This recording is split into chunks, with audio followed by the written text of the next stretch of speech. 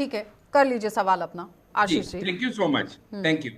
जी, मैं ये कह रहा था कि किसी भी कंट्री को ग्रो करने के लिए जरूरी है उसका इकोनॉमिकली ग्रो करना, और इकोनॉमिकली ग्रो करने के लिए जरूरी है उसका एक्सपोर्ट को सरप्लस करना।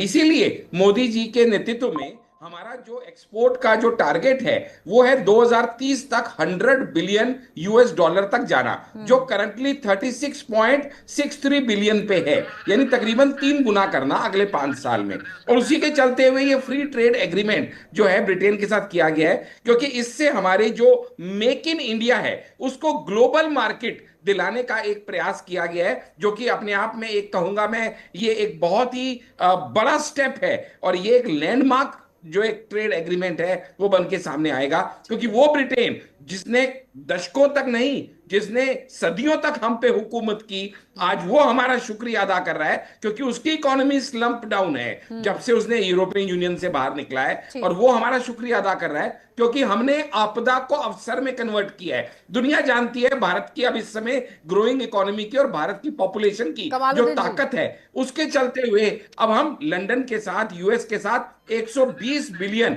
यूएस डॉलर का जो हमने एक रखा है टारगेट 2030 तक, जिसमें 34 बिलियन लेकिन आशीष पर जी, ईयर का आपने सुना कि एक्सपोर्ट का कमालुद्दीन टारगेट क्या कह रखा रहे थे? है, उन्होंने कहा उससे कि हमारा विदेश हर नीति तरह क्या से है भला वो होगा। समझ में नहीं आ रही थी। नहीं नहीं, देखिएगा विदेश नीति पे सवाल ये क्या उठाएंगे, इनको एबीसीडी नहीं पता।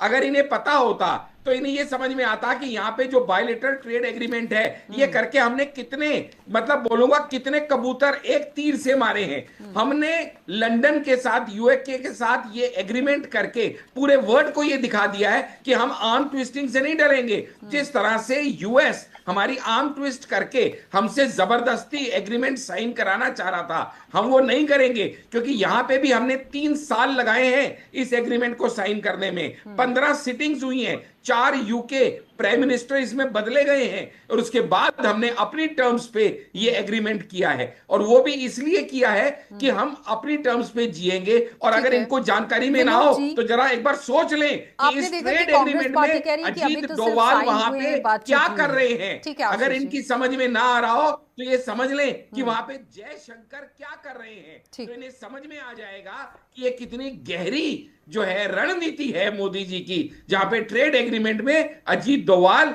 और साथ में जयशंकर उपस्थित है। इससे ज्यादा मैं क्या कहूं। आशीष जी,